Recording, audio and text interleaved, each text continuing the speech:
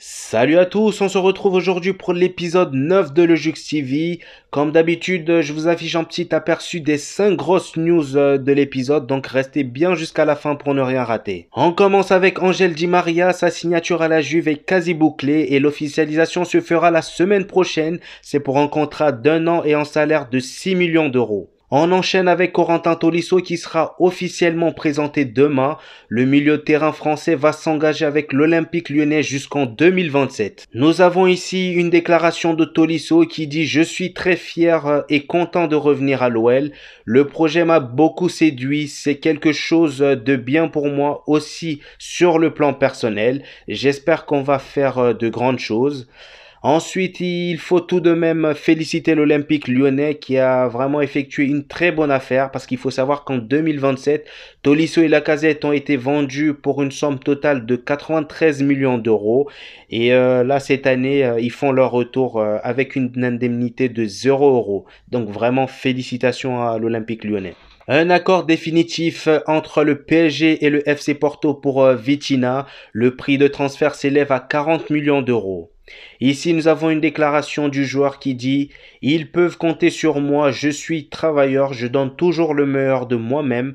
Je souhaite tout simplement les rendre heureux et que nous remplissions nos objectifs tous ensemble. » Toujours du côté du PSG, Renato Sanchez a quitté son lieu de vacances et se rend à Paris pour négocier son arrivée. C'est officiel, Xavi Simons s'engage avec le PSV Eindhoven jusqu'en 2027.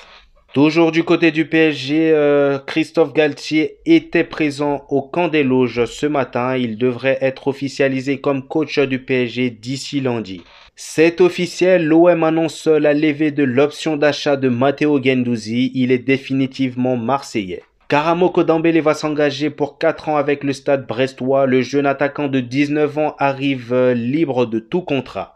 La défenseuse américaine Carson Pickett est rentrée dans l'histoire des États-Unis hier en devenant la première joueuse de l'histoire avec une différence de membres à défendre les couleurs de son pays. La joueuse est née sans une partie de son bras gauche. Tout ça force le respect. Vraiment, bravo à elle. C'est officiel, Richarlison a signé à Tottenham pour un montant de 58 millions d'euros. Et toujours à Tottenham, Clément Lenglet a également signé. Le Français serait prêté avec option d'achat.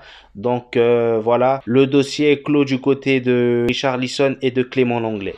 On part du côté de Chelsea qui se rapproche d'un contrat pour la signature de Nathan Ake contre un montant de 40 millions d'euros. Mohamed Salah est à présent lié à Liverpool jusqu'en juin 2025. L'Égyptien gagnera un salaire de 350 000 euros par semaine, environ 400 000 euros par semaine, soit le plus gros salaire de l'histoire du club. Un accord a été trouvé entre Manchester United et Feyenoord pour Tyrell Malacia. Le montant s'élève à 15 millions d'euros plus 2 millions d'euros de bonus. C'est maintenant aux joueurs de se décider. Edinson Cavani veut jouer en Liga et Valence s'intéresse à lui. Gattuso le considère comme le futur buteur du club. On part du côté de Manchester United. Le dossier Frankie de Jong chauffe.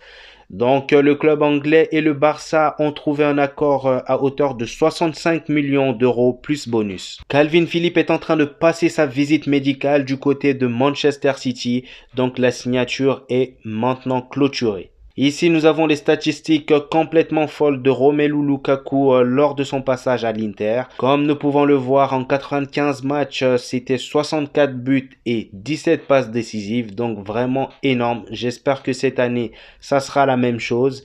Et voilà, ça lui ferait du bien de retrouver son instinct de buteur. Donc on verra bien par la suite. C'est officiel, la Juventus remercie Alvaro Morata. L'Espagnol retourne à l'Atlético de Madrid. Ensuite, la Juventus officialise les départs de Paolo Dybala qui part librement, ainsi que Federico Bernardeschi qui part également librement. Et pour finir, Alvaro Morata, comme je vous l'ai dit, qui fait son retour à l'Atlético de Madrid. On va parler de Giorgio Chiellini qui portera le numéro 14 avec Los Angeles FC. Il a fait une déclaration où il dit qu'il espère soulever des trophées. C'est son objectif, c'est l'objectif du club. Gianluca Scamacca va signer au PSG. Le club parisien va rehausser son offre à 40 millions d'euros plus bonus auprès de Sassuolo, qui initialement en souhaitait 50 millions d'euros, mais qui devrait accepter cette dernière offre. L'Atlético de Madrid a demandé la deuxième année de prêt pour Antoine Griezmann. Une clause dans le contrat le permettrait. Donc le Français jouera une saison de plus sous les ordres de Simeone. Du côté du Real Madrid, Luka Jovic devrait signer en prêt à la Fiorentina. Le Real Madrid et la Fiorentina se partageront le salaire du joueur. Du côté du Bayern Munich, Thomas Müller a été nommé joueur de la saison 2021-2022 au Bayern Munich par les supporters du club. Toujours au Bayern Munich, Jonathan David est l'une des cibles du club pour pallier au départ de Robert Lewandowski. On va enfin parler de l'information que vous attendez tous. Il y a quelques jours, le futur entraîneur du PSG, Christophe Galtier, avait fait part de son souhait de garder Neymar et le mettre dans le rôle de numéro 10 dans une composition en 3-5-2.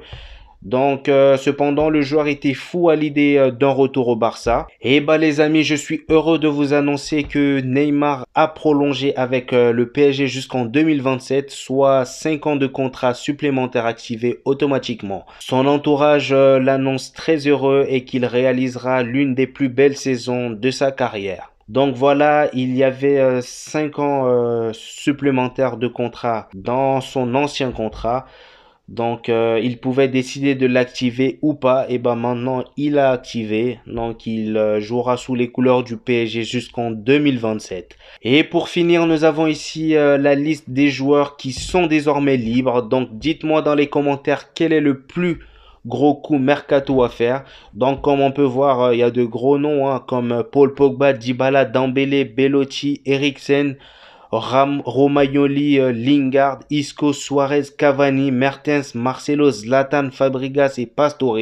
Donc, selon vous, quel est le plus gros coup mercato qu'on pourrait faire?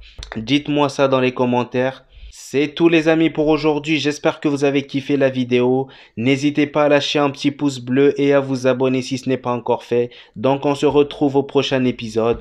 Peace.